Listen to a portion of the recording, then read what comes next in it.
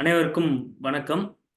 Einstein அறிவியல் மன்றத்தின் 3வது இணையவழி கூட்டத்திற்கு வந்திருக்கும் அனைவரையும் அன்புடன் வரவேற்கிறோம். இன்று நம் கூட்டத்தில் பேசவிருப்பவர் ஐன்ஸ்டீன் அறிவியல் மன்றத்தின் நிறுவனர் திரு ப. ரகுமான் ஐயா அவர்கள்.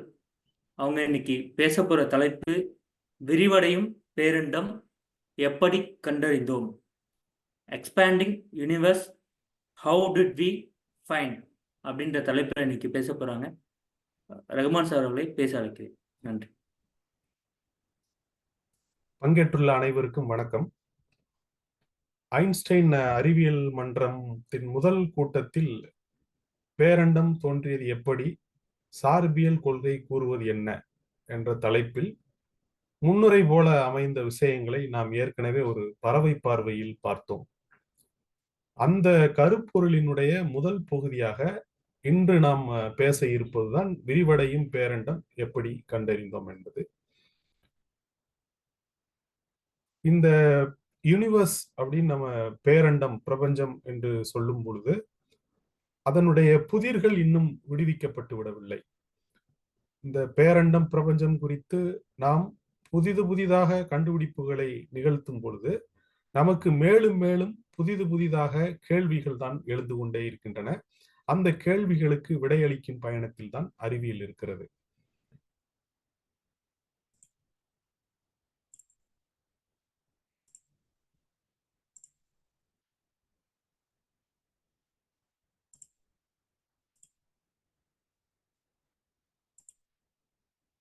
இப்போ நீங்க படத்துல ஒரு 3 பேர் உங்களுக்கு தெரியுறாங்களா?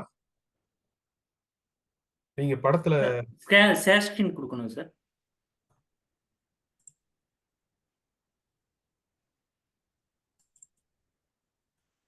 இப்ப தெரியுறாங்களா? இப்ப தெரியுறாங்க. இந்த நீங்க படத்துல பார்த்துட்டு இருக்கிற 3 பேர் வந்து பாத்தீங்கன்னா 2011ஆம் ஆண்டு இயற்பியலுக்கான நோபல் பரிசு வாங்கினவங்க. இவங்களுடைய கண்டுபிடிப்பு என்னன்னு பாத்தீங்கன்னா, universe not only expanding, it is accelerating அப்படிங்கறதான் இவங்க 2011ஆம் ஆண்டு இவங்க கண்டுபிடிப்பு. இப்ப நம்ம கார்ல போறோம், ஒரு கார் வந்து மணிக்கு 50 கிலோமீட்டர் வேகத்துல போய்கிட்டே இருந்துச்சுன்னு சொன்னா அது ஒரு சீரான நேர்கோட்டு இயக்கம்னு நம்ம அதை சொல்லுவோம்.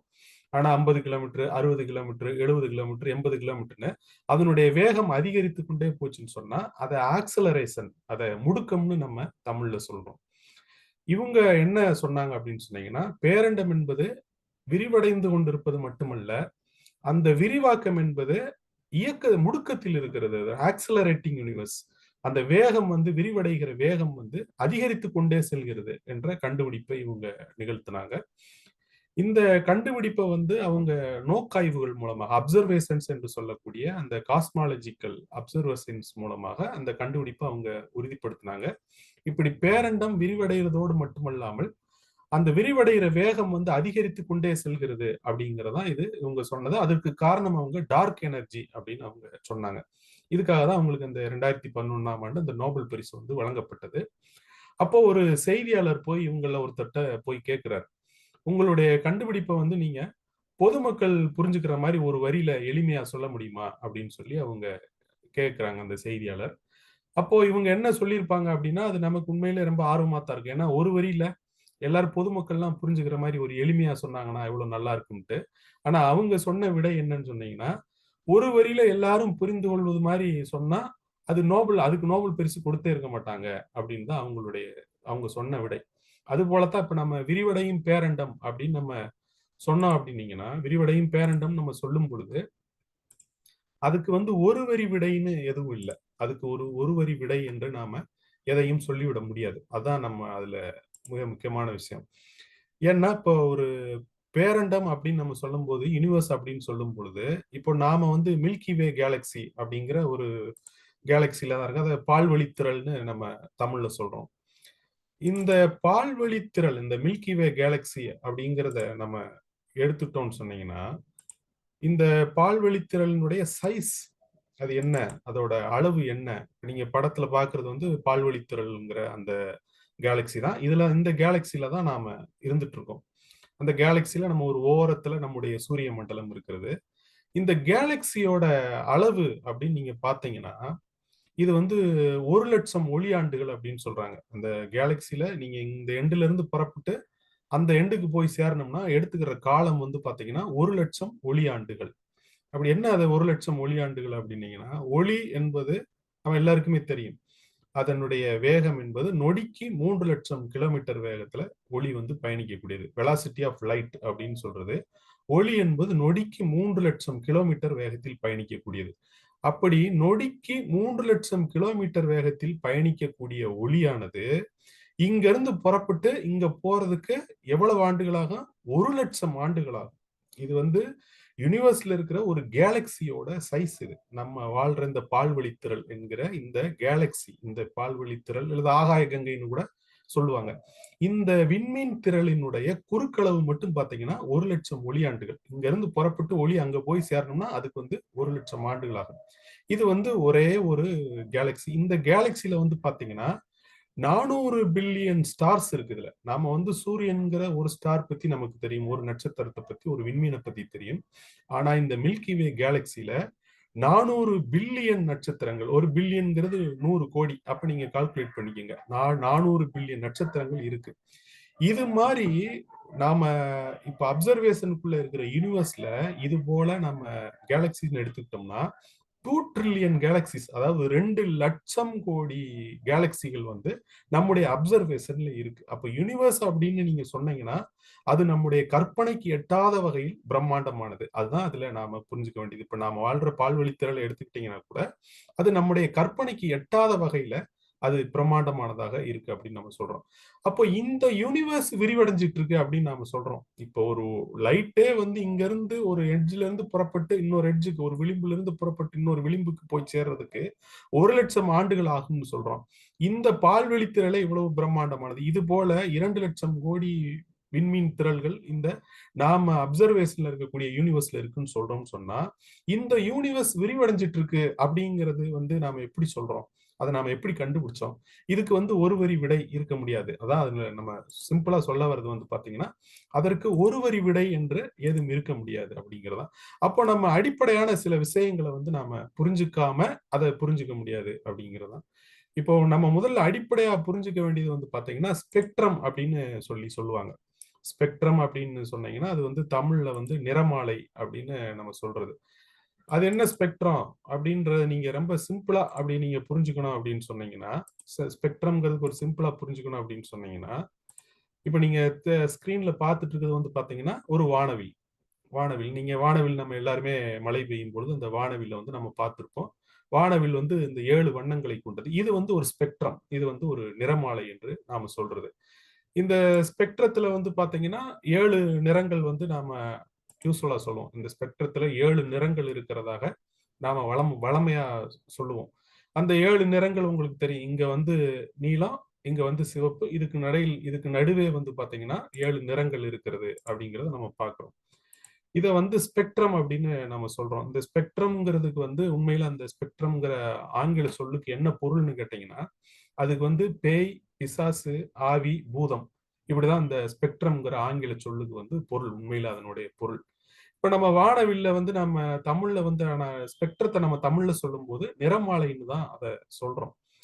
இந்த நிறமாலைன்னு சொல்றதுக்கு காரணம் என்னன்னு பாத்தீங்கன்னா அதுல கருநீலம் இருக்கு, செந்நீலம் இருக்கு, நீலம் இருக்கு, பச்சை, மஞ்சள், செம்மஞ்சள், சிவப்பு, மொத்தம் 7 நிறங்கள் இருக்கு. அதுல விப்ஜிஆர் அப்படின்னு ஆங்கிலத்துல சொல்லுவாங்க. Violet, indigo, blue, green, yellow, orange, red, இப்படி 7 நிறங்களாக இருக்கிறதுனாலதான் அதை வந்து நம்ம நிறமாலைன்னு சொல்றோம். இது ஒரு பிரிசம்னு சொல்லக்கூடிய அந்த முப்பட்டகம்னு நீங்க கேள்விப்பட்டிருப்பீங்க. பிரிசம்னு சொல்லுவாங்க. அந்த பிரிசம் வழியா ஒரு ஒயிட் லைட்டை வந்து நம்ம அனுப்பணும்னு சொன்னீங்கன்னா அந்த பிரிசத்துக்கு வெளியில வரும்போது இந்த ஒயிட் லைட் வந்து பாத்தீங்கன்னா 7 கலர்ஸா வந்து நமக்கு வரும். அது வந்து நிறப்பிரிகை அப்படின்னு சொல்லுவாங்க. இதுதான் வந்து இதனுடைய பேசிக் வந்து நிறமாலை அப்படின்னு சொல்றது வந்து பாத்தீங்கன்னா ஒரு லைட்டை வந்து பிரிசம் வழியா அனுப்பணும்னா, முப்பட்டகத்தின் வழியா அனுப்பணும்னா அது 7 நிறங்களாக நமக்கு பிரியும். இதை வந்து ஒளியினுடைய நிறப்பிரிகைன்னு சொல்லுவாங்க. அதன் மூலமாகத்தான் நமக்கு நிறமாலை கிடைக்கிறது. இது வந்து நம்ம இயற்கையில வந்து வானவில்லா பார்க்கிறோம். இதை டெமான்ஸ்ட்ரேட் பண்ணது முதல்ல வந்து ஒரு முப்பட்டகம் ஒண்ணு வச்சு அதுல வந்து ஒரு லைட்டை பாஸ் பண்ணி அதை வந்து நிறமாலை அப்படிங்கிறத முதல்ல நமக்கு செஞ்சு காட்டினவர் யாருன்னு பாத்தீங்கன்னா நியூட்டன் சொல்றவர். நியூட்டன் வந்து 17ஆம் நூற்றாண்டுல வந்து இந்த இதை செய்யறார். ஒரு லைட்டை வந்து ஒரு முப்பட்டகத்தின் வழியா வந்து அனுப்பும்போது அது 7 நிறங்களாக பிரிகிறதுன்னு ஹிஸ்டரியில முதல்ல அதை டெமான்ஸ்ட்ரேட் பண்ணவர் வந்து நியூட்டன் தான். ஆனா ஒரு லைட் வந்து ஒரு ஸ்பெக்ட்ரம்குள்ள போய் வரும்போது 7 நிறங்களாக வெளிவரும்போது அது வந்து இயற்பியல் தெரியாதவங்க என்ன நினைச்சுவாங்க, அது ஒரு பேய் பிசாசினுடைய வேலைன்னு தான் நினைச்சுவாங்க. அதனாலதான் இந்த ஸ்பெக்ட்ரம்ங்கிற வேர்டை வந்து அதுக்கு அது நம்ம இப்போ வந்து ஸ்பெக்ட்ரம்னு சொன்னா அது எல்லாருமே நிறமாலைன்னு புரிஞ்சுக்கிறாங்க. ஆனா அதுக்கு முன்னாடி அந்த சொல்லுக்கு என்ன பொருள் பாத்தீங்கன்னா பேய் பிசாசு ஆவிங்கிற மாதிரிதான் பொருள். ஒரு லைட் வந்து ஒரு ஸ்பிரிசம்குள்ள போய் வரும்போது 7 கலரா அது வெளியில வருதுங்கிறத ஒரு பேய் பிசாசு ஆவியினுடைய வேலைன்னு இயற்பியல் தெரியாதவங்க புரிஞ்சுக்குவாங்க. ஆனா இயற்பியல் உண்மையில என்ன சொல்லுது, நம்ம அப்படி பார்த்தோம் சொன்னீங்கன்னா லைட்டுங்கிறது என்ன அப்படின்னா, லைட்டுங்கிறது வந்து பாத்தீங்கன்னா it's a form of radiation சொல்லுவாங்க. அது ஒரு கதிர்வீச்சினுடைய ஒரு வடிவம் தான்.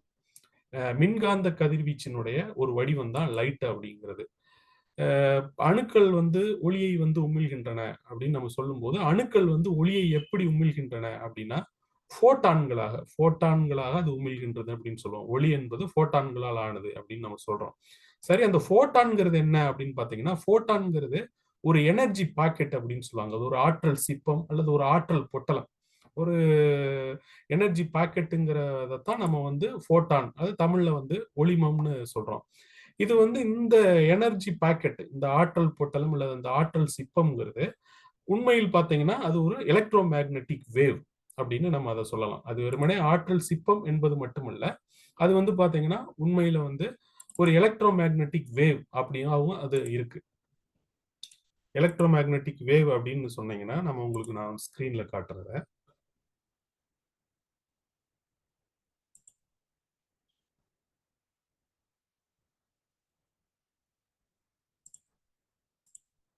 இப்போ நீங்க ஸ்கிரீன்ல பாக்குறது வந்து பாத்தீங்கன்னா எலக்ட்ரோ மேக்னெட்டிக் வேவ் அப்படின்னு சொல்றது. இது வந்து பாத்தீங்கன்னா இதுல காந்தப்புலம் மின்புலம் அது ரெண்டுமே இருக்கு. ஒண்ணுக்கு ஒண்ணு செங்குத்து சார் திசையில் இன்னும் ஷேர் ஆகல. இன்னும் சேர் ஆகல. ஸ்கிரீன் ஷேர் ஆகல. ஸ்கிரீன் சேர் ஆகல. இப்போ சேர் ஆகுதா?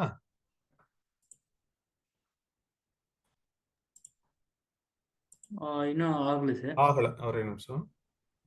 நீங்க ஸ்கிரீன் ஓபன் பண்ணிட்டு ஆ, ஷேர் ஸ்கிரீன் போய் அந்த இது ஓபன் இப்போ தெரியுதா உங்களுக்கு? ஸ்கிரீன் தெரியுதா? வரலைங்களே இன்னும். வரலையா? ஒரே நிமிஷம்.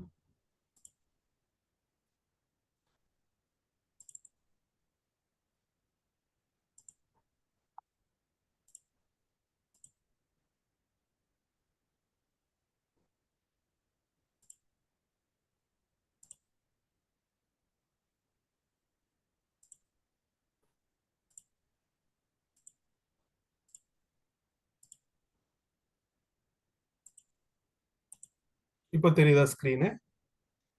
ஒரே நிமிஷம் சார், லோட் ஆகுதுன்னு நினைக்கிறேன். ஒரே நிமிஷம் இருங்க.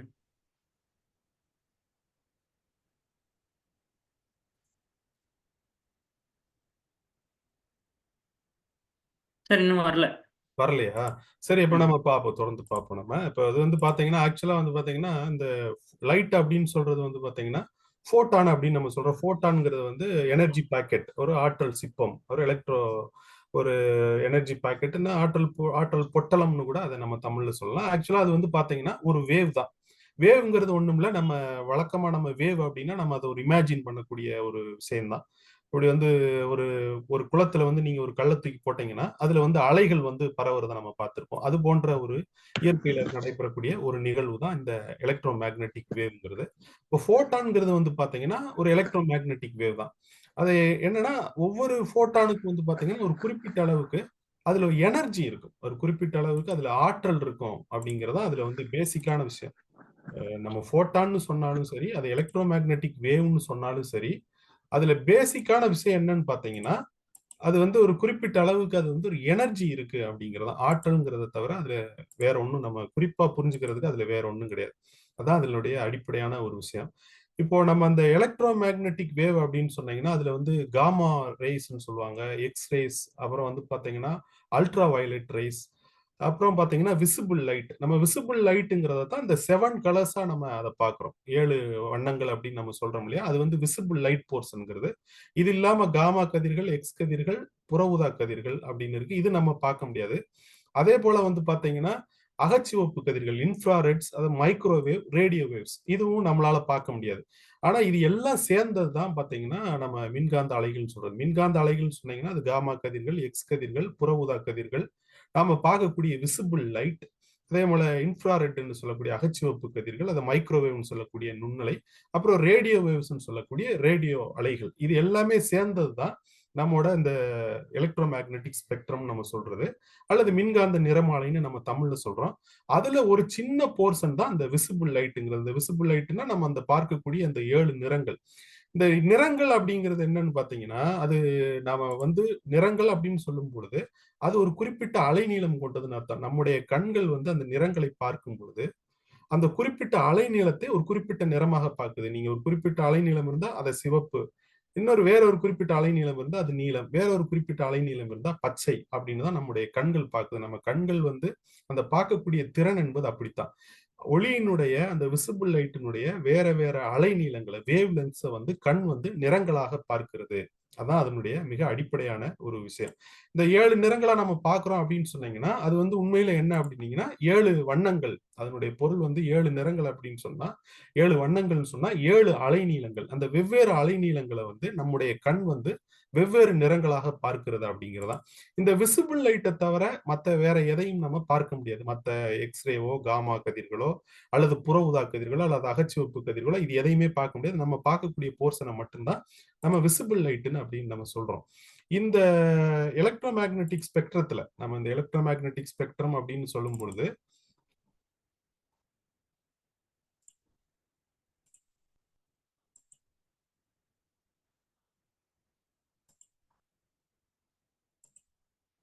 உங்களுக்கு தெரியுதா ஸ்கிரீன்ல இப்போ?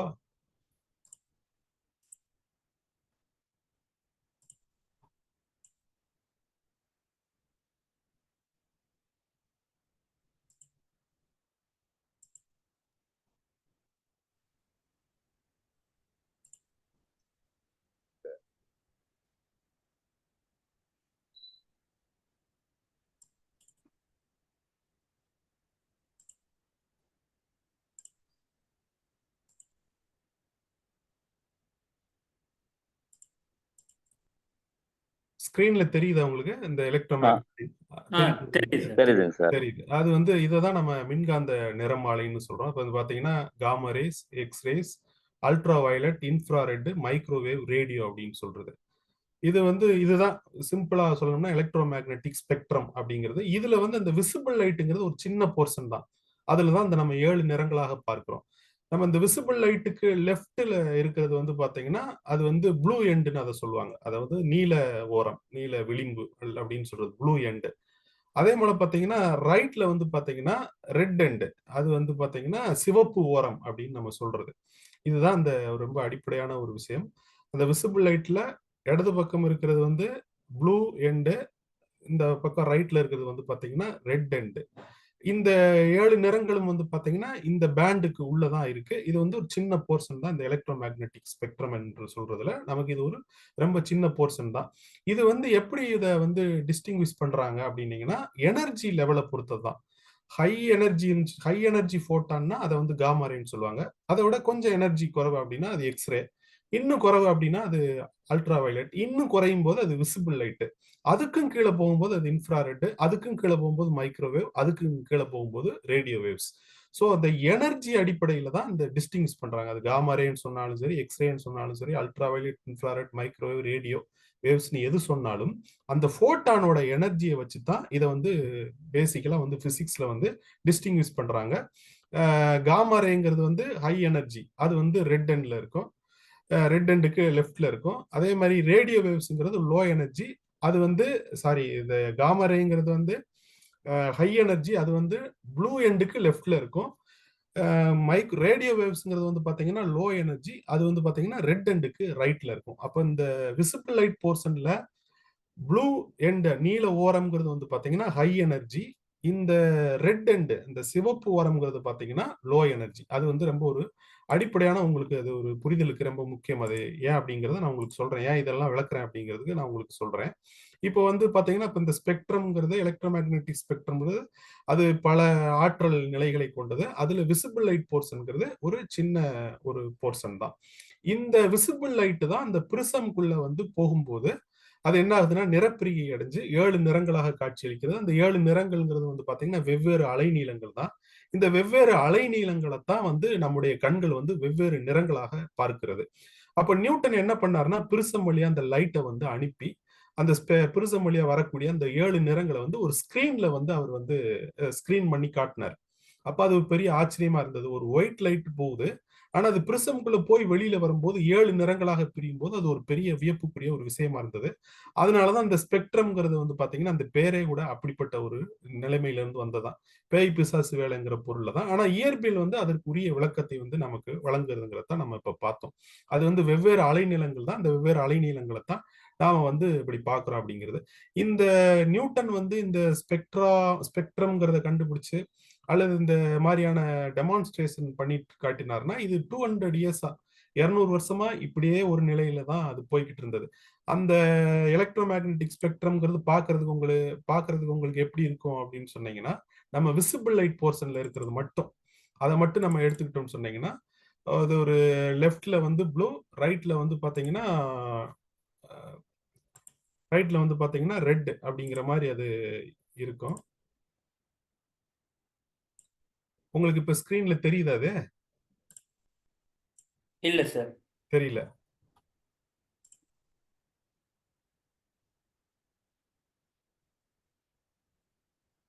ஃபர்ஸ்ட் அந்த இமேஜ் ஓபன் பண்ணி வச்சுட்டு அப்புறம் ஷேர் ஸ்கிரீன் கொடுத்தீங்கன்னா வந்துடும் சார். வந்துடும். ஓகே.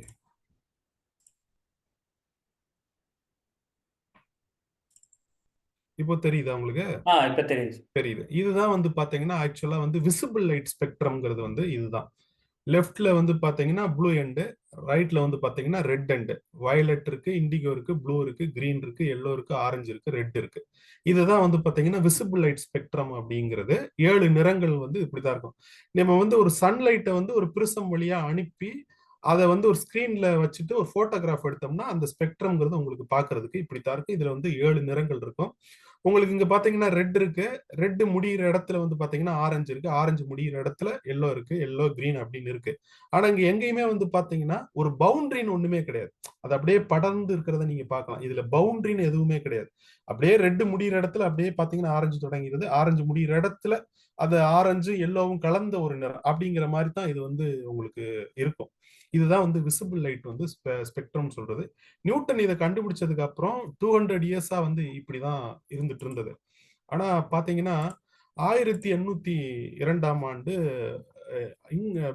இங்கிலாந்தை சேர்ந்த ஒரு பிரிட்டிஷ் அவரு அவர் ஒல்லாஸ்டன் அவருடைய பேர். அந்த சயின்டிஸ்டோட பேர் வந்து பாத்தீங்கன்னா ஒல்லாஸ்டன் அவருடைய பேர்.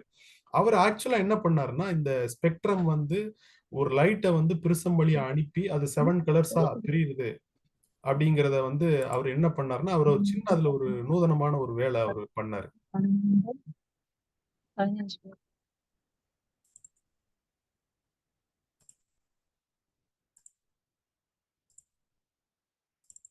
இப்போ உங்களுக்கு ஸ்கிரீன்ல ஒருத்தர் தெரியுறாரா? ஸ்கிரீன்ல தெரியுறவர் தெரியலங்க சார், தெரியலங்க. தெரியுறாரு. இவர் தான் வந்து பிரிட்டன் இங்கிலாந்தை சேர்ந்த ஒல்லாஸ்டன்ங்கிற இந்த சயின்டிஸ்ட். இவர் 1802ஆம் ஆண்டு என்ன பண்ணாருன்னா ஒரு சின்ன ஸ்லிட் வழியா, ஸ்லிட்னா ஒரு பிளவுன்னு வச்சுக்கலாமே, அந்த ஸ்லிட் வழியா என்ன பண்ணாருன்னா இந்த லைட்டை அனுப்பி அதுக்கப்புறம் பிரிசம் வழியா அது வந்து போய் அப்புறம் வந்து கலர்ஸா பிரியறத வந்து போட்டோகிராஃப் பண்றாரு இவர். இவர் அந்த ஒரு புதுமையா பண்றாரு. ஒரு ஸ்லிட் வழியா லைட் அனுப்பி அந்த ஸ்லிட்டுக்கு அப்புறம் அது பிரிசம் வழியா போய் வர்ற மாதிரி வந்து அவரு ஒரு வேலையை பண்றாரு. அப்படி அவரு பண்ணும்போது அவரு ஒரு புதுமையான விஷயத்த வந்து அவரு பாக்குறாரு. இந்த மாதிரி லைட்டை வந்து இது வரைக்கும் நம்ம பார்த்த அந்த விசிபிள் லைட் ஸ்பெக்ட்ரம் எப்படி இருந்ததுங்கிறத நீங்க பார்த்திருப்பீங்க. ஆனா இந்த ஒல்லாஸ்டன் வந்து என்ன பண்ணாருன்னா அது ஒரு சிலிட்டு வழியா அது பண்ணும்போது அது ஒரு புதுமையான விஷயம் இருந்தது. என்னன்னு பாத்தீங்கன்னா நிறைய டார்க் லைன்ஸ் வந்து இருந்தது அந்த ஸ்பெக்ட்ரம்ல. இவருடைய புதிய முறையில வந்து அதை அந்த ஸ்பெக்ட்ரம் போட்டோகிராஃப் பண்ணும்போது அதுல நிறைய டார்க் லைன்ஸ் இருந்தது. உங்களுக்கு டார்க் லைன்ஸ் தெரியுதா ஸ்கிரீன்ல? உங்களுக்கு தெரியும், பாத்தீங்கன்னா தெரியும். முன்ன நம்ம தெரியுது பார்த்த சார், தெரியுது. ஸ்பெக்ட்ரம்ங்கிறது வந்து பாத்தீங்கன்னா வித்தவுட் எந்த லைன்ஸுமே இருக்காது. அது எல்லாமே கண்டினியூஸா இருந்தது. ஆனா இப்ப நீங்க பாக்குற பிக்சர்ல வந்து பாத்தீங்கன்னா நிறைய டார்க் லைன்ஸ் இருக்கு. இது வந்து பாத்தீங்கன்னா ஒல்லாஸ்டன் வந்து 1802ஆம் ஆண்டு அவரு ஸ்பெக்ட்ரோகிராஃப்னு ஒரு புதுசா ஒரு இன்ஸ்ட்ருமெண்ட்டை வந்து பண்றாரு. என்ன பண்றாருன்னா ஒரு ஸ்லிட் வழியா லைட் போய் அந்த லைட் வந்து பிரிசம்ல இருந்து டிஸ்பர்ஸ் ஆகி நிறப்பிரிகை அடைஞ்சு வரும்போது அது எப்படி இருக்கும் அப்படிங்கறத வந்து அவர் போட்டோகிராஃப் பண்றாரு. அப்படி பண்ணி பார்க்கும்போதுதான் முன்ன இருந்த அந்த விசிபிள் லைட் ஸ்பெக்ட்ரம்ங்கிறது வந்து பாத்தீங்கன்னா ஃபுல்லா கலர்ஸ் இருந்தது. கலர் பேண்ட்ஸ்ல வந்து பவுண்டரிஸ்னு எதுவுமே கிடையாது. ஆனா இவர் பண்ண எடுத்த அந்த முறையில பார்க்கும்போது ஸ்பெக்ட்ரம்ல வந்து பாத்தீங்கன்னா நிறைய டார்க் லைன்ஸ் வந்து இருக்கிறத அவர் கண்டுபிடிச்சாரு. அவருக்கு வந்து அதோட முக்கியத்துவம் தெரியல.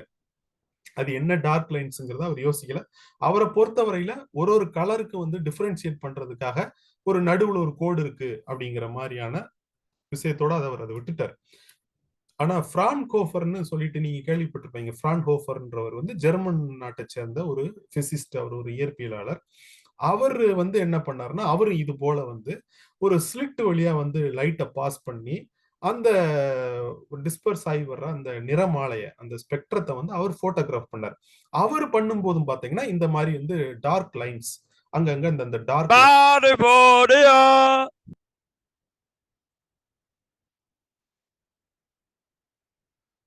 அங்க இருக்கிற அந்த டார்க் லைன்ஸ் வந்து அவருக்கு தெரிஞ்சிருக்கு. இந்த டார்க் லைன்ஸை வந்து அவர் என்ன பண்றாருன்னா இந்த டார்க் லைன்ஸ் ஒன்னொன்னுக்கு அவர் வந்து பேர் கொடுக்குறாரு. நீங்க பார்க்கலாம், டின்னு ஒரு பேர் கொடுத்துருக்காரு, சி, பி, ஏ கேபிட்டல் லெட்டர்ல. அப்புறம் சின்ன சின்ன லெட்டர்ஸ்ல வந்து அந்த டார்க் லைன்ஸ்க்கு வந்து ஒரு பேர் கொடுத்தாரு. இப்படி அவர் வந்து பாத்தீங்கன்னா கிட்டத்தட்ட ஒரு 574 டார்க் லைன்ஸை வந்து ஸ்பெக்ட்ரம்ல அவர் கண்டுபிடிச்சு அந்த ஒன்னொன்னுக்கு அவர் வந்து ஒரு பேர் கொடுக்குறாரு.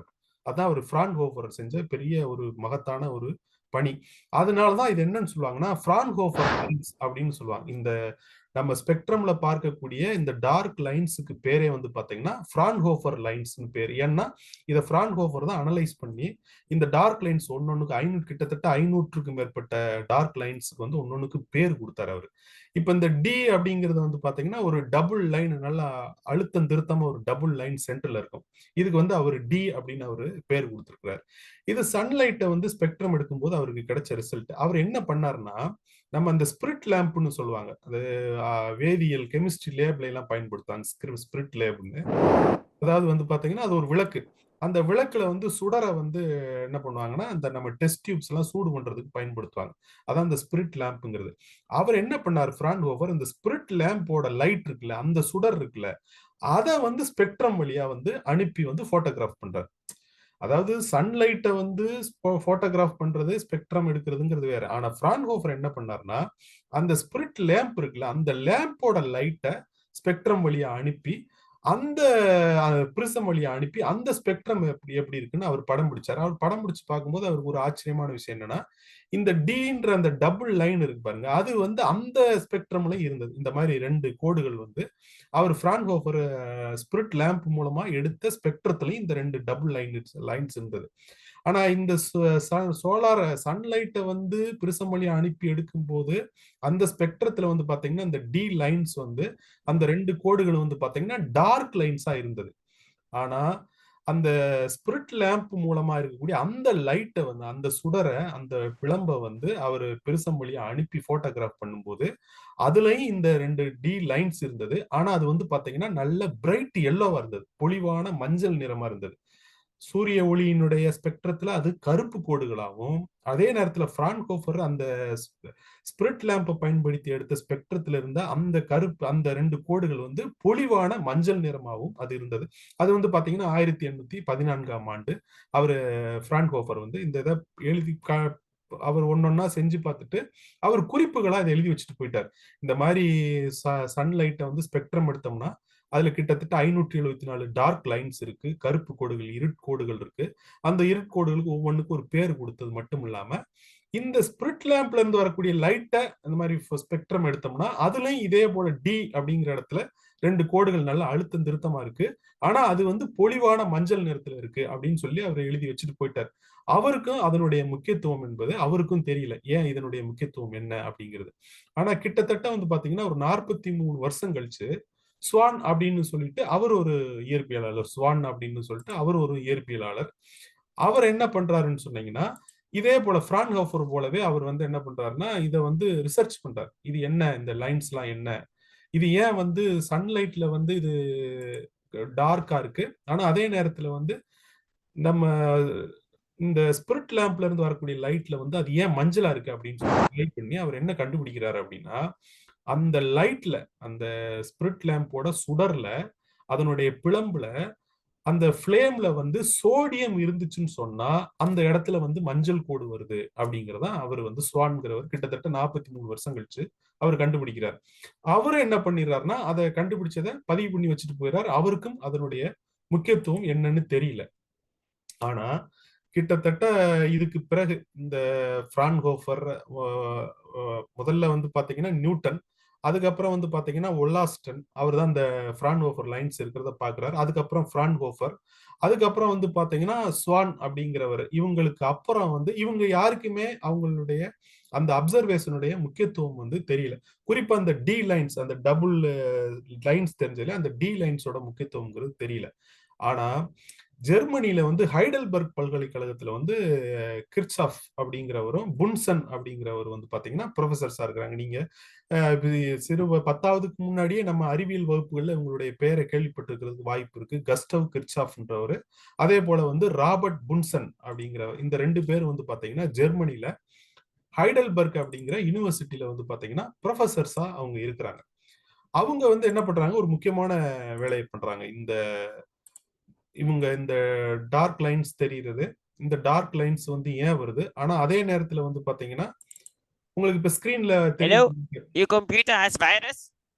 உங்களுக்கு தெரியுதா? இப்ப ஸ்கிரீன்ல தெரியுதா 2 பேரோட படம்? தெரியுதுங்க சார். தெரியுது. இவங்க தான் வந்து பாத்தீங்கன்னா கிர்ச்சாஃபும் புன்சன் அப்படிங்கிறவர். இவர் வந்து கொஞ்சம் ஏஜ் ஓல்டா இருக்கிறவர் வந்து பாத்தீங்கன்னா கிர்ச்சாஃப், இவர் வந்து பாத்தீங்கன்னா இவர் யங்கா இருக்கிறவர் பாத்தீங்கன்னா கிர்ச்சாஃப், இவர் வந்து புன்சன்.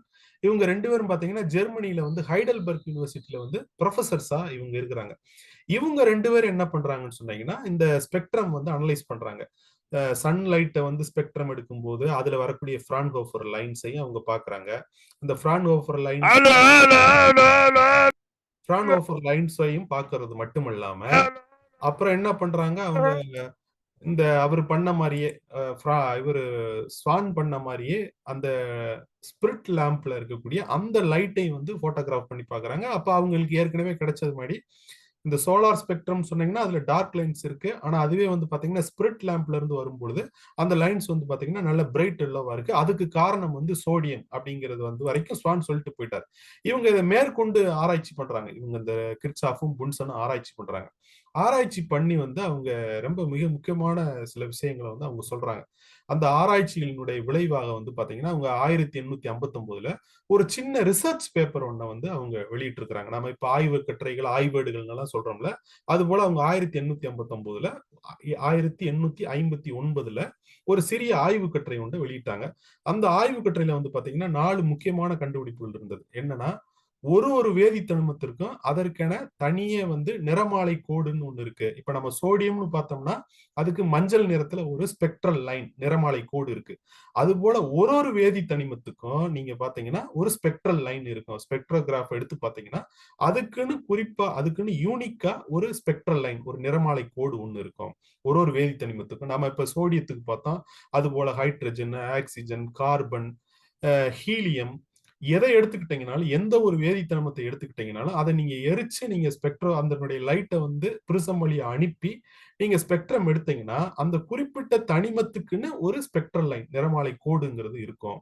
நீங்க இந்த கோட்டு மூலமாக, அந்த ஸ்பெக்ட்ரல் லைன் மூலமாக பூமியில் உள்ள பொருட்களை மட்டும் இல்ல, நட்சத்திரங்களும் எவற்றால் ஆனவை என்பதை நீங்க அனலைஸ் பண்ணலாம் அப்படின்னு அவங்க சொல்றாங்க. அப்புறம் என்ன சொல்றாங்க, சூரியன்கிறது இந்த சன்லைட்டை ஸ்பெக்ட்ரம் எடுத்து அவங்க ஆய்வு செஞ்சது மூலமா சொல்றது சன் அப்படின்னு சொன்னா, சூரியன் அப்படின்னு சொன்னீங்கன்னா அதுக்கு ஒரு ஹாட் கோர் ஒண்ணு இருக்கு. அப்புறம் அதை விட ஒரு ஒப்பீட்டளவுல குறைந்த வெப்பநிலை கொண்ட ஒரு ஒளிக்கோளம், போட்டோஸ்பியர் ஒண்ணு இருக்கு. அது வந்து வாயுக்களால் ஆனது அப்படின்னு அவங்க சொல்றாங்க. அப்புறம் சூரியனில் சோடியம் இருக்கு அப்படின்னு சொல்றாங்க. அவங்க ரிசர்ச் பேப்பர்ல சொன்னதுதான். இதுல ரொம்ப நம்ம முக்கியமா நம்ம கவனிச்சுக்க வேண்டியது, ஒரு வேதி தனிமத்துக்கும், அது எந்த வேதி தனிமமாக இருந்தாலும் சரி, ஆக்சிஜன், ஹைட்ரஜன், சோடியம், ஹீலியம் எதுவா இருந்தாலும் அதுக்குன்னு ஒரு ஸ்பெக்ட்ரல் லைன் இருக்கும். அதை வந்து நீங்க பூமியில வந்து ஒரு சோடியத்தை வந்து நீங்க அதை எரிச்சு அந்த லைட்டை வந்து ஸ்பெக்ட்ரம் எடுத்து பார்க்கும்போது ஒரு மஞ்சள் கோடு வந்து 2 மஞ்சள் கோடு வந்து இருக்கும். இதே போல நீங்க சன்லைட்டை நீங்க எடுக்கிறீங்கன்னு வச்சுக்கோங்களேன், அப்பயும் வந்து உங்களுக்கு அங்க வந்து ஒரு மஞ்சள் கோடு வருது. இல்ல நீங்க வேற ஏதோ ஒரு ஸ்டாரோட லைட்டை எடுத்து பிரிசம் வழியா அனுப்பி நீங்க ஸ்பெக்ட்ரம் எடுக்கிறீங்கன்னு வச்சுங்க, அப்போ அந்த கோடு இருக்குன்னா அதுக்கு என்ன பொருள் அப்படின்னா, சூரியன்ல சோடியம் இருக்கு. அதே போல நம்ம எடுத்த அந்த விண்மீன் நட்சத்திரத்திலையும் அந்த சோடியம் இருக்கு. இதன் மூலமா வந்து ஒரு சூரியன் ஆனாலும் சரி, இல்ல வேற எந்த நட்சத்திரமானாலும் சரி, அதுல என்னென்ன கெமிக்கல் எலமெண்ட்ஸ் இருக்கு, அதோட காம்போசிஷன் என்னங்கிறத அந்த ஸ்பெக்ட்ரம் மூலமா நம்ம கண்டுபிடிச்சிடலாம். இதுதான் வந்து அவங்க அந்த கிர்ச்சாஃபும் புன்சனும் வந்து வெளியிட்ட அந்த ஆய்வு கட்டுரையில இருக்கக்கூடிய ஒரு விஷயம். அப்ப இதை வச்சுதான் அவங்க என்ன சொல்றாங்கன்னா, சன்னோட அவுட்டர் லேயர்ல, சன்னோட வெளிப்புற அடுக்குங்கிறது முழுக்க முழுக்கவே வந்து பாத்தீங்கன்னா இன்ஹேடசன் கேசஸால ஆனது. இன்ஹேடசன் கேசஸ் சொல்லும்போது அதுல வந்து ஹீலியம் இருக்கு, நைட்ரஜன் இருக்கு, ஹைட்ரஜன் இருக்கு. இந்த மாதிரி வாயுக்களால் ஆனதுதான் சூரியனோட அவுட்டர் லேயர். அதுல சோடியமும் இருக்கு அப்படின்னு சொல்லிட்டு அவங்க சொல்றாங்க. அப்போ இவர் தொடங்கி நியூட்டன், அதுக்கப்புறம் வந்து பாத்தீங்கன்னா ஒல்லாஸ்ட், அதுக்கப்புறம் பாத்தீங்கன்னா ஃப்ரான்ஹோஃபர், அதுக்கப்புறம் பாத்தீங்கன்னா ஸ்வான், இவங்களுக்கெல்லாம் தெரியாத விஷயத்த அவங்க வந்து அந்த கண்டுபிடிப்போட முக்கியத்துவத்தை உணராத போது இவங்க வந்து 1850களில் கிர்ச்சாஃபும் புன்சனும் அந்த கண்டுபிடிப்போட முக்கியத்துவத்தை உணர்றாங்க. உதாரணமா ஒரு சன்னை வந்து அதனுடைய ஒளியை வந்து நாம ஸ்பெக்ட்ரம் எடுத்து பார்த்தோம்னா சன்னுல வந்து என்ன கெமிக்கல் காம்போசிஷன்ஸ்ங்கிறத கண்டுபிடிச்சிடலாம். இதே போல வேற நட்சத்திரங்களுடைய ஒளியை வந்து நாம ஸ்பெக்ட்ரம் எடுத்து பார்த்தோம்னா அந்த நட்சத்திரம் வந்து எதாலானது, அதுல என்னென்ன பொருள் எல்லாம் இருக்கு, அதனுடைய கெமிக்கல் காம்போசிஷன் என்னங்கிறத கண்டுபிடிச்சிடலாம் அப்படிங்கிறத வந்து அவங்க கண்டுபிடிக்கிறாங்க. இந்த ஃபீல்டு வந்து பாத்தீங்கன்னா இவங்களுக்கு அப்புறம் மெல்ல மெல்ல வளர்ந்து அது ஸ்பெக்ட்ராஸ்கோபி அப்படிங்கிற ஒரு ஃபீல்டா வந்து வளருது. ஸ்பெக்ட்ராஸ்கோபின்னு சொன்னீங்கன்னா நிறமாலையியல்னு தமிழ்ல சொல்லுவாங்க. இந்த ஸ்பெக்ட்ராஸ்கோபி அப்படிங்கிற இந்த துறை வந்து பாத்தீங்கன்னா இயற்பியலுக்கு வந்து அடிநாதம் போன்றது. அது அதனுடைய ஜீவநாடி மாதிரி. அது நீங்க பிசிக்ஸ் மட்டும் இல்ல, அஸ்ட்ரானமி வானியல், அதே போல கெமிஸ்ட்ரி வேதியியல், இந்த துறைகளையும் வந்து பாத்தீங்கன்னா இந்த ஸ்பெக்ட்ரோஸ்கோப்பிங்கிறது ஒரு ஃபண்டமெண்டல் டூல். அது நீங்க இப்ப நம்ம ஹப்பிள் டெலஸ்கோப்னு சொல்றோம், ஜேம்ஸ் வெப் டெலஸ்கோப்னு சொல்றோம். இந்த டெலஸ்கோப்ஸ் எல்லாம் வந்து பாத்தீங்கன்னா பூமிக்கு அப்பால இருந்து நமக்கு வந்து பல வந்து நட்சத்திரங்களினுடைய கேலக்சிகளினுடைய படங்களை எல்லாம் நமக்கு காட்டுறாங்க இல்லையா. அந்த மாதிரி ஜேம்ஸ் வெப் டெலஸ்கோப் மூலமாக கிடைச்ச இமேஜ், ஹப்பிள் டெலஸ்கோப் மூலமாக கிடைச்ச இமேஜ் எல்லாம் சொல்றோம் இல்லையா. இந்த Hubble telescope, James web telescope எல்லாம் என்னன்னு பாத்தீங்கன்னா ஆக்சுவலா அது எல்லாமே ஸ்பெக்ட்ராஸ்கோபிக் மெஷின்ஸ் தான். அது எல்லாமே அந்த அளவுக்கு வந்து பாத்தீங்கன்னா ஸ்பெக்ட்ராஸ்கோபிங்கிறது பிசிக்ஸ்ல வந்து ரொம்ப மிக முக்கியமான ஒரு டூல், ஃபண்டமெண்டல் டூல். அது ரொம்ப சுருக்கமா நம்ம எப்படி புரிஞ்சுக்கிறோம்னா, ஒரு வேதி தனிமத்தை எரிச்சு அதனுடைய ஒளியை நிறமாலை வழியை ஆய்வு செய்யும் பொழுது ஒவ்வொரு தனிமத்துக்கும் அதற்குரிய ஒரு நிறமாலை கோடுங்கிறது இருக்கும். உதாரணமா சோடியம் அப்படின்னீங்கன்னா அதுக்கு வந்து பாத்தீங்கன்னா பிரைட் எல்லோ, பொலிவான மஞ்சள் நிற கோடு இருக்கும். சூரிய நிறமாலையில அந்த சன் ஸ்பெக்ட்ரம்ல இருந்த இந்த கோட்டை வச்சுதான் அதனுடைய மேற்பரப்புல வந்து சோடியம் இருக்கு அப்படின்னு நம்ம கண்டுபிடிச்சோம். இதே போல அந்த பிரைட் எல்லோ லைன்ல இருந்து வேறுபடக்கூடிய இன்னொரு எல்லோ லைனை வச்சுதான் சூரியன்ல வந்து ஹீலியம் அப்படின்னு ஒரு எலமெண்ட் இருக்கு, ஒரு தனிமம் இருக்கு அப்படிங்கிறத நாம வந்து கண்டுபிடிச்சோம். அப்போ ஒரு சூரியனானா இருந்தாலும் சரி, வேற ஒரு நட்சத்திரமாக இருந்தாலும் சரி, அல்லது வேற ஒரு விண்மீனாக இருந்தாலும் சரி, அதனுடைய பரப்புல இருந்து இந்த மாதிரி லைட் வந்து எமிட் ஆகும் பொழுது, அந்த லைட்டை வந்து அது எமிட் பண்ணும் பொழுது அது ஒரு பர்டிகுலர் வேவ் லென்த்ல இருந்துச்சுன்னு சொன்னா அந்த பர்டிகுலர் வேவ் லென்த் வந்து அப்சார்வ் ஆயிட்டா அந்த இடத்துல வந்து பாத்தீங்கன்னா டார்க் லைன் இருக்கும். அதுவே வந்து பாத்தீங்கன்னா அந்த பர்டிகுலர் வேவ் லென்த் வந்து எமிட் ஆச்சுன்னு சொன்னா அந்த இடத்துல வந்து பாத்தீங்கன்னா கலரான ஒரு கோடு இருக்கும். இதை வந்து அப்சார்ப்ஷன் அண்ட் எமிஷன் ஸ்பெக்ட்ரம்னு சொல்லுவாங்க. அது ரொம்ப அவ்வளவு டீப்பான விஷயம் நமக்கு தேவையில்லை. நம்மை பொறுத்தவரையில இந்த ஸ்பெக்ட்ராஸ்கோப்பிங்கிறது வந்து பாத்தீங்கன்னா இயற்பியலுக்கு ரொம்ப அடிநாதமான ஒரு விஷயம். அது ஒரு ஃபண்டமெண்டல் டூல். இந்த டூலை வச்சுதான், ஸ்பெக்ட்ராஸ்கோப்பியை வச்சுதான் நாம எதை கண்டுபிடிக்கிறோம்னா நட்சத்திரங்கள், அது சூரியனா இருந்தாலும் சரி, இன்னும் வேறு தொலை தூரத்தில் இருக்கக்கூடிய நட்சத்திரங்களாக இருந்தாலும் சரி, இல்ல வேற கேலக்சிகளாக இருந்தாலும் சரி, அது வந்து அதனுடைய கெமிக்கல் காம்போசிஷன் என்ன அப்படிங்கிறத நாம இதை வச்சுதான் கண்டுபிடிக்கிறோம். ரொம்ப மிக முக்கியமான ஒரு டூல். அப்போ இது வந்து இந்த ஸ்பெக்ட்ராஸ்கோபி அப்படிங்கிறது தான் நாம வந்து பேரண்டம் எப்படி விரிவடைகிறதுங்கிற கண்டுபிடிக்கிறதுக்கு ஒரு உதவுனது. எப்படி உதவுச்சு அப்படின்னு பாத்தீங்கன்னா, நாம வந்து நம்முடைய மில்கி வே கேலக்சில நம்ம சூரியனா இருந்தாலும் சரி, வேற நட்சத்திரங்களா இருந்தாலும் சரி, அதை வந்து நம்ம ஸ்பெக்ட்ரம் எடுத்து பார்த்த பொழுது எல்லா கோடுகளும் அதே இடத்துல தான் இருந்துச்சு. அது எப்பவுமே மாறுபடவே இல்லை. எல்லா கோடுகளும் எப்பொழுதும் ஒரே இடத்துல தான் இருந்தது. ஆனா 20ஆம் நூற்றாண்டினுடைய தொடக்கத்துல ஒரு 1912ஆம் ஆண்டு வாக்குல என்ன பண்றாங்கன்னா வேற கேலக்சிஸ், அனதர் கேலக்சிஸ் சொல்றோம்ல. இப்ப நம்ம மில்கி வே மாதிரி வேற நிறைய கேலக்சிஸ், நான் இப்போ 2 ட்ரில்லியன் கேலக்சிஸ் இருக்குன்னு சொல்றாங்க. 2 லட்சம் கோடி விண்மீன் திரள்கள் இருக்குன்னு சொல்றாங்க. இப்போ உதாரணமா நம்ம பால்வழி திரளுக்கு அருகில் இருக்கக்கூடியது வந்து பாத்தீங்கன்னா ஆண்ட்ரோமீடா கேலக்சி அப்படின்னு சொல்லுவாங்க. அந்த ஆண்ட்ரோமீடா கேலக்சி அதை வந்து பாக்குறாங்க. இதே போல பக்கத்துல இருக்கக்கூடிய வேறு பல கேலக்சி, வேறு பல விண்மீன் திரள்களை வந்து என்ன பண்றாங்கன்னா இந்த மாதிரி பாக்குறாங்க. அப்படி பார்க்கும் பொழுது அந்த நட்சத்திரத்துல இருந்து அங்க அந்த கேலக்சில இருக்கக்கூடிய விண்மீன்கள்ல இருந்து வரக்கூடிய ஒளியை எடுத்து ஸ்பெக்ட்ரம் எடுத்து அவங்க பாக்குறாங்க. அப்படி பார்க்கும்போது அவங்களுக்கு பாத்தீங்கன்னா ஒரு ஆச்சரியமான விஷயம் வந்து தென்படுது. அதாவது நம்ம மில்கி வே கேலக்சில இருக்கக்கூடிய அந்த விண்மீன்களினுடைய ஒளியை வந்து ஸ்பெக்ட்ரம் எடுத்து அவங்க பாக்குறாங்க. இதே போல வேற கேலக்சில இருக்கக்கூடிய விண்மீன்கள்ல இருந்து வரக்கூடிய ஒளியையும் வந்து ஸ்பெக்ட்ரம் எடுத்து பாக்குறாங்க. அந்த ரெண்டு ஸ்பெக்ட்ரமையும் கம்பேர் பண்ணும்போது அவங்களுக்கு ஒரு ஆச்சரியமான விஷயம் வந்து தென்படுது. என்ன அந்த ஆச்சரியமான விஷயம் அப்படின்னு பாத்தீங்கன்னா, இந்த இப்ப நீங்க ஸ்கிரீன்ல உங்களுக்கு ஒரு படம் தெரியுது இல்லையா? இந்த படம் வந்து பாத்தீங்கன்னா ஸ்பெக்ட்ரம் பத்தின படம். இப்ப நீங்க மேல டாப்ல இருக்கிற படம் வந்து பாத்தீங்கன்னா ஒரு நார்மலான ஸ்பெக்ட்ரம். இது இந்த நார்மலான ஸ்பெக்ட்ரம் இங்க வந்து பாத்தீங்கன்னா ப்ளூ எண்ட் இருக்கு, இங்க ரெட் எண்ட் இருக்கு, மற்ற கலர்ஸ் இருக்கு. இதுக்கு நடுவே வந்து பாத்தீங்கன்னா அந்த லைன்ஸ் இருக்கு. அந்த ஒரு ஒரு ஒரு கெமிக்கல் எலமெண்ட்டுக்குரிய ஸ்பெக்ட்ரல் லைன்ஸ் வந்து இருக்கு. இப்போ வேற இப்போ அவங்க என்ன பண்ணாங்கன்னா ஃபர்ஸ்ட் 1912ஆம் ஆண்டு வந்து பாத்தீங்கன்னா ஃபர்ஸ்ட் ஆண்ட்ரோமீடா கேலக்சில இருக்கக்கூடிய ஒரு நட்சத்திரத்தினுடைய ஸ்பெக்ட்ரம் எடுத்து பார்க்கும் பொழுது அது வந்து பாத்தீங்கன்னா இந்த மூணாவதா இருக்கு பாருங்க, நீலப்பிறழ்வு நிறமாலைன்னு உங்களுக்கு படத்துல தெரியுது இல்லையா? அது வந்து கிடைக்குது அவங்களுக்கு. அந்த ஃபர்ஸ்ட்டுக்கும் அந்த முதல்ல இருக்கக்கூடிய அந்த ஸ்பெக்ட்ரத்துக்கும் மூணாவதா இருக்க ஸ்பெக்ட்ரத்துக்கும் ஒரு முக்கியமான வித்தியாசம் இருக்கு. என்னன்னு பாத்தீங்கன்னா இந்த டார்க் லைன்ஸ் எல்லாமே வந்து பாத்தீங்கன்னா இந்த ப்ளூ எண்டை நோக்கி ஷிஃப்ட் ஆயிருக்கு.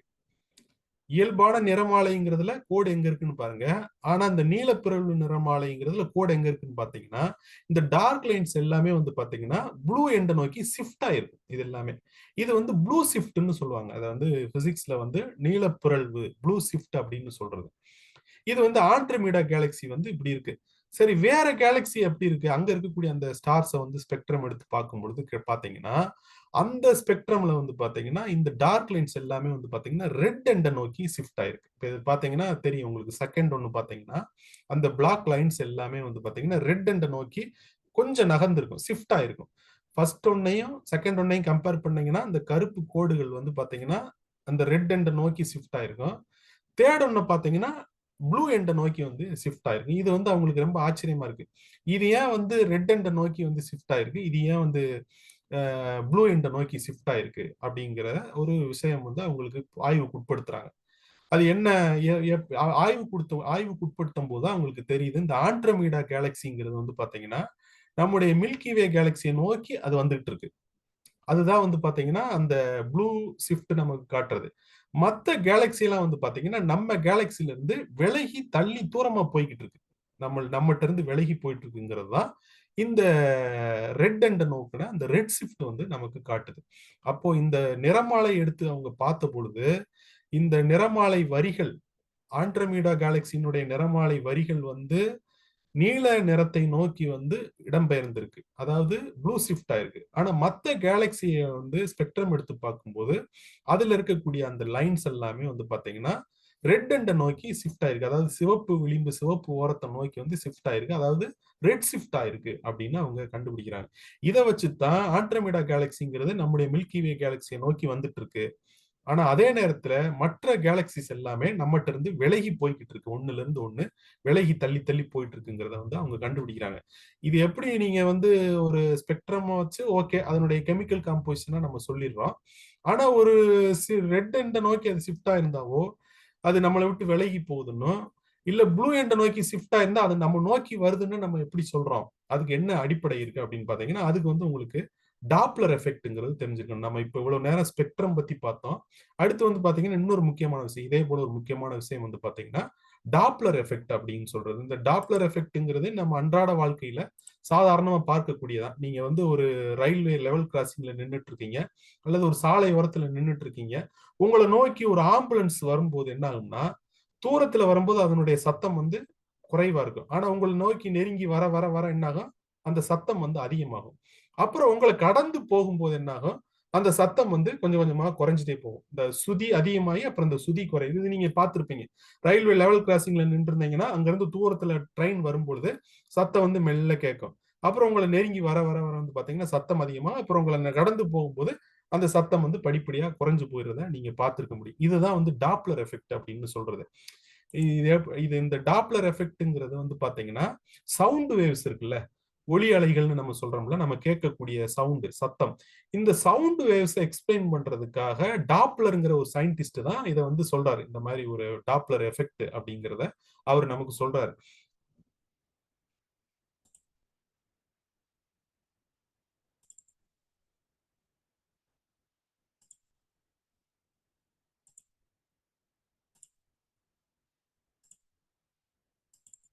இப்போ நீங்க ஸ்கிரீன்ல வந்து பாக்குறதுதான் டாப்லர் எஃபெக்ட் அப்படிங்கிறது. நீங்க வந்து ஒரு ஆம்புலன்ஸ் வந்து வரும்போது அதனுடைய சத்தம் வந்து உங்களை நெருங்கி வர வர வந்து பாத்தீங்கன்னா அதிகமாகும். அப்புறம் உங்களை கடந்து போகும்போது அது வந்து மெல்ல மெல்ல அந்த குறைஞ்சு போயிடும். இது வந்து டாப்லர் எஃபெக்ட் அப்படின்னு சொல்றது. இதை கண்டுபிடிச்சவர் வந்து பாத்தீங்கன்னா கிறிஸ்டியன் டாப்லர்ங்கிற ஒரு சயின்டிஸ்ட். அவர் வந்து சவுண்ட் வேவ்ஸை எக்ஸ்பிளைன் பண்றதுக்காக இந்த டாப்லர் எஃபெக்டை வந்து அவர் கண்டுபிடிக்கிறார். அதுல என்ன முக்கியத்துவம் அப்படின்னு பாத்தீங்கன்னா, ஒரு ஒரு சோர்ஸ், ஒரு இப்ப சவுண்டுங்கிறது ஒரு வேவ் தான், லைட்டுங்கிறது ஒரு வேவ் தான். இந்த மாதிரி வேவ் சோர்ஸ் அது என்னவா வேணாலும் இருக்கலாம், சவுண்ட் வேவாகவும் இருக்கலாம், லைட் வேவாகவும் இருக்கலாம். அந்த சோர்ஸ் வந்து நம்மை நோக்கி வரும்போது என்ன ஆகும்னா அதனுடைய எனர்ஜி வந்து இன்க்ரீஸ் ஆகும். நம்ம கிட்ட கிட்ட கிட்ட வர வர வந்து எனர்ஜி வந்து இன்க்ரீஸ் ஆகும். நம்மளை கடந்து தள்ளி போகும்போது என்ன ஆகும்னா அதனுடைய எனர்ஜி வந்து குறைஞ்சுக்கிட்டே போகும். இப்போ ஆம்புலன்ஸ் வந்து நம்மகிட்ட வரும்போது சைரன் ஒலி வந்து ஓங்கி கேட்கும். காரணம் என்னன்னா அந்த சவுண்ட் வேவ்ஸோட எனர்ஜி வந்து இன்க்ரீஸ் ஆகி நம்மளை நோக்கி கிட்ட வரும்போது அதோட எனர்ஜி வந்து இன்க்ரீஸ் ஆகி அதோட வந்து ஃப்ரீக்வன்சி வந்து இன்க்ரீஸ் ஆகும். இதை தான் வந்து என்னன்னு சொல்லுவாங்கன்னா ப்ளூ ஷிஃப்ட் அப்படின்னு சொல்றது. இதுவே வந்து பாத்தீங்கன்னா அந்த சவுண்ட் சோர்ஸ் வந்து நம்மளை விட்டு விலகி போகும்போது என்ன ஆகும்னா அதனுடைய எனர்ஜி குறைஞ்சு, எனவே ஃப்ரீக்வன்சியும் குறைஞ்சிரும்.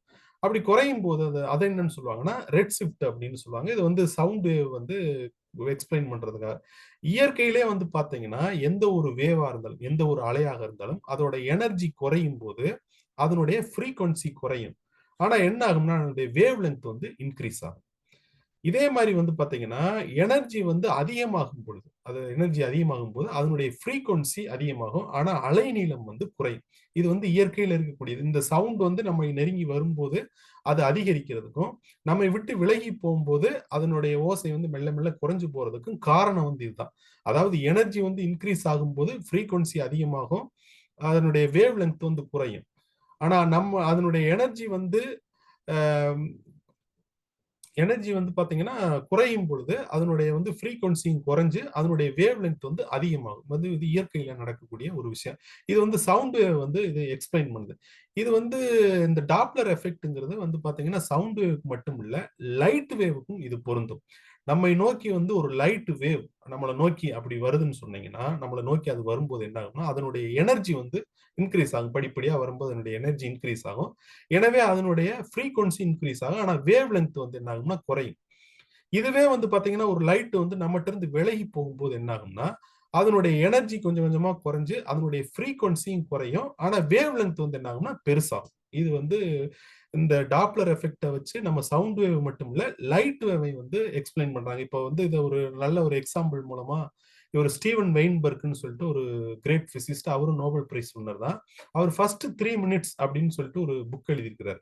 அந்த ஃபர்ஸ்ட் 3 மினிட்ஸ்ல வந்து பாத்தீங்கன்னா இந்த டாப்லர் எஃபெக்ட் அவர் எப்படி விளக்குவார்னா, ஒரு சேல்ஸ் ரெப்ரசன்டேட்டிவ் இருக்கிறார். அவர் வந்து என்ன பண்றாருன்னா அவர் வீட்டுல இருந்து புறப்பட்டு அவர் சேல்ஸுக்காக ஊர் ஊரா போறவர். அவர் வீட்டுல இருந்து புறப்பட்டு போறாரு. வாரம் ஒரு ஊருக்கு போறாரு, பக்கத்துல ஒரு ஊருக்கு போறாரு. அங்க இருந்து ஒரு கடிதம் வந்து வீட்டுக்கு எழுதுறாரு. அப்புறம் இன்னும் அடுத்த வாரம் இன்னொரு ஊருக்கு இப்படியே போய்கிட்டே இருக்கும்போது ஒரு வாரமும் என்ன பண்றாருன்னா அவர் ஒரு கடிதத்தை வந்து அவர் இருக்கிற இடத்துல இருந்து அனுப்பிட்டே இருக்கிறார். இவர் தள்ளி போக போக என்ன ஆகும்னா அந்த கடிதம் வந்து வீட்டுக்கு வந்து சேர்றதுக்கு நாள் வந்து அதிகரிச்சுக்கிட்டே போகும். இவர் வந்து நோக்கி போகும்போது பிசினஸ் முடிச்சுட்டு சேல்ஸ் முடிச்சுட்டு என்ன பண்றாருன்னா அவர் வீட்டுக்கு திரும்பி வரார். வரும்போது ஒரு வழியிலையும் ஒரு ஊர்லயும் தங்கி என்ன பண்றாருன்னா வாரம் ஒரு கடிதத்தை வந்து அவர் அனுப்புறாரு. அப்போ வரும்போது அனுப்புற கடிதம் எல்லாம் என்ன ஆகும்னா அது வந்து சேர்ற வேகம் வந்து அதிகமா இருக்கும். ஏன்னா அவர் நெருங்கி வர வர வர அந்த தபால் வந்து சேர்ற வேகம் வந்து அதிகமா இருக்கு. அப்ப அந்த சேல்ஸ் ரெப்ரசன்டேட்டிவ் தள்ளி போகும்போது என்ன ஆகும்னா அந்த கடிதம் வந்து சேர்றதுக்கு ஒரு கடிதத்துக்குமான அந்த இடைவெளி வந்து அதிகமாகிக்கிட்டே போதும். ஆனா அவர் வந்து திரும்ப ஊருக்கு வரும்போது பாத்தீங்கன்னா ஒரு கடிதம் வந்து சேர்றதுக்கான இடைவெளி வந்து குறுகிக்கிட்டே வரும் அப்படின்னு சொல்லிட்டு ஸ்டீவன் வெயின்பர்க் தன்னுடைய ஃபர்ஸ்ட் 3 மினிட்ஸ் முதல் 3 நிமிடங்கள்ங்கிற நூல்ல வந்து விளக்குவார். அப்போ இந்த டாப்லர் எஃபெக்ட்ங்கிறது வந்து பாத்தீங்கன்னா அது வந்து சவுண்ட் வேவாக இருந்தாலும் லைட் வேவா இருந்தாலும் அதுல ஏற்படக்கூடிய அந்த அதனுடைய வேவ் லென்த்ல ஏற்படக்கூடிய மாற்றங்களை வந்து நமக்கு சொல்லும். அப்போ இந்த ஸ்பெக்ட்ரம் எடுத்து பார்க்கும் பொழுது அந்த விண்மீன் வந்து நம்ம பார்க்கக்கூடிய நட்சத்திரம் அல்லது அதனுடைய கேலக்சி வந்து பாத்தீங்கன்னா அங்கேயே இருந்துட்டு இருக்குன்னு வச்சுங்களேன். நீங்க எப்ப ஸ்பெக்ட்ரம் எடுத்து பார்த்தீங்கன்னாலும் அந்த லைன்ஸ் வந்து ஸ்பெக்ட்ரல் லைன்ஸ் வந்து பாத்தீங்கன்னா அதே இடத்துல தான் இருக்கும். ஆனா ஒருவேளை வந்து அந்த கேலக்சி நம்மகிட்ட இருந்து விலகி போகுது அப்படின்னு வச்சுங்களேன், அப்ப என்ன ஆகும்னா அந்த வேவ் லென்த் வந்து இன்க்ரீஸ் ஆகும். அந்த இன்க்ரீஸ் ஆச்சுன்னு சொன்னீங்கன்னா அது அந்த ஸ்பெக்ட்ரத்தோட ரெட் எண்டை நோக்கி வந்து அது ஷிஃப்ட் ஆகும். அதைத்தான் வந்து ரெட் ஷிஃப்ட் அப்படின்னு சொல்றது. இதுவே அந்த கேலக்சி வந்து நம்மளை நோக்கி வந்துச்சுன்னு சொன்னீங்கன்னா அந்த ஸ்பெக்ட்ரம் வந்து பாத்தீங்கன்னா அதனுடைய ஸ்பெக்ட்ரல் லைன்ஸ் வந்து ப்ளூ எண்டை நோக்கி வந்து ஷிஃப்ட் ஆகும். இது வந்து ப்ளூ ஷிஃப்ட் அப்படின்னு சொல்றது.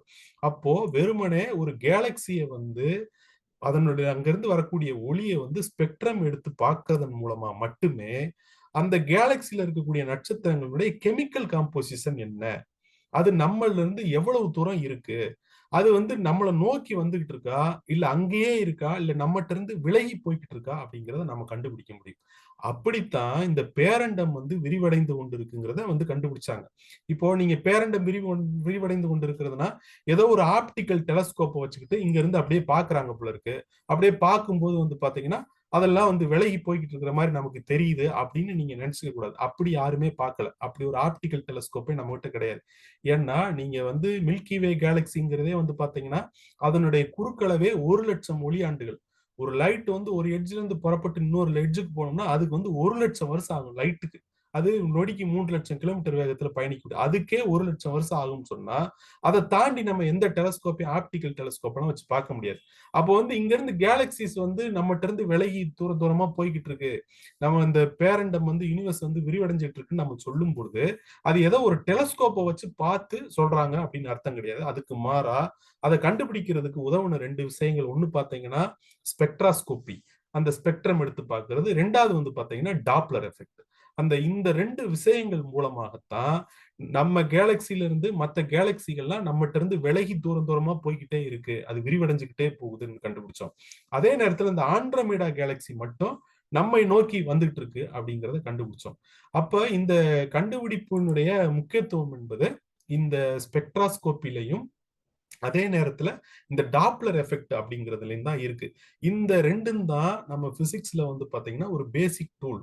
இந்த பேசிக் டூலை வச்சுதான் நாம வந்து பேரண்டம் வந்து விரிவடைஞ்சிட்டு இருக்குங்கிறத கண்டுபிடிச்சோம். அது எப்படி விரிவடையுதுன்னு சொன்னா நாம மில்கி வே கேலக்சில இருக்கோம். நம்மை சுற்றி இப்படி 2 ட்ரில்லியன் கேலக்சிஸ் இருக்கு. இந்த ஒரு கேலக்சியுமே வந்து பாத்தீங்கன்னா நம்ம விட்டு விலகி விலகி விலகி விலகி போயிட்டு இருக்கு. இப்படி விலகி விலகி போயிட்டு இருக்குங்கிறத வந்து நாம ஸ்பெக்ட்ரத்தினுடைய ரெட் ஷிஃப்ட் மூலமாக கண்டுபிடிச்சோம். இந்த ஸ்பெக்ட்ரம் அந்த ஸ்பெக்ட்ரத்தில் இருக்கக்கூடிய ரெட் ஷிஃப்ட்டை விளக்குறதுக்கு வந்து இந்த டாப்லர் எஃபெக்ட் டாப்லர் எஃபெக்ட் உதவுது. ஆக இந்த ஸ்பெக்ட்ராஸ்கோபி டாப்லர் எஃபெக்ட் இந்த 2 அடிப்படையான கான்செப்டை வச்சுதான் பேரண்டம் வந்து விரிவடைந்து கொண்டிருக்கிறது அப்படிங்கிறத நாம கண்டுபிடிச்சோம். அப்போ நம்ம வந்து ஏன் இதை வந்து இவ்வளவு தூரம் விளக்க வேண்டியது இருக்கு அப்படின்னு சொன்னீங்கன்னா பலரும் எப்படி புரிஞ்சுக்கிறாங்க பேரண்டம் விரிவடைந்து கொண்டு இருக்கிறது அப்படின்னு சொன்னீங்கன்னா அது ஏதோ வச்சு பாக்குறாங்க போல இருக்கு, டெலஸ்கோப் வச்சு பாக்குறாங்க போல இருக்கு, அது அப்படியே விலகி விலகி போயிட்டு இருக்கு போல இருக்கு அப்படின்றாங்க. அது உண்மை இல்லை. அப்படி நேரடி வழிமுறைகள் எதுவுமே நம்மகிட்ட இல்லை. ஏன்னா இந்த பேரண்டம் என்பது நம்முடைய கற்பனைக்கும் எட்டாத அளவிற்கு பிரம்மாண்டமானது. அப்போ அதை நம்ம எப்படி கண்டுபிடிக்கிறோம்னா சுற்றடியாக மறைமுகமான வழிகளில் தான் நம்ம கண்டுபிடிக்கிறோம். அதுக்கு உதவக்கூடிய இந்த 2 ஃபண்டமெண்டல் டூல்ஸ், ஒன்னு ஸ்பெக்ட்ராஸ்கோபி, இன்னொன்னு டாப்லர் எஃபெக்ட். இதை பயன்படுத்தி தான் கண்டுபிடிச்சோம்.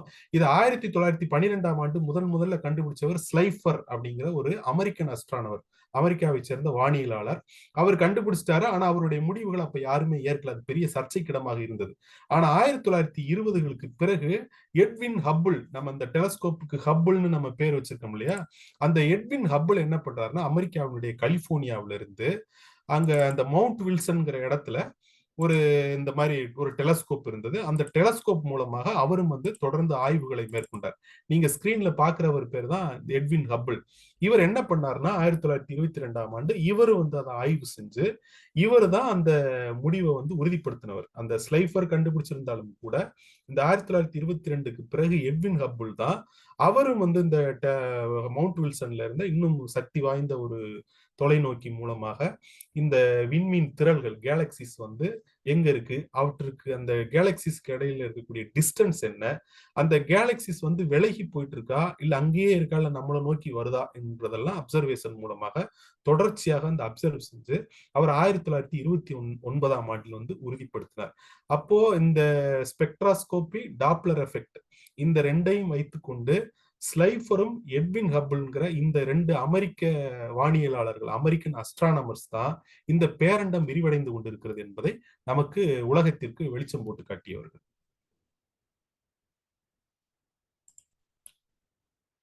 நன்றி தினேஷ், நான் பேச்சு முடிஞ்சு.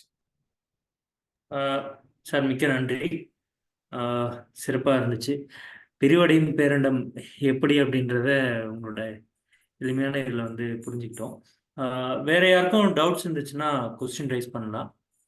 ஒவ்வொருத்தரும் மைக் ஆன் பண்ணிட்டு பேசலாம். தோழர் ரகுமான் குமரன் பேசுறேன் தோழர்.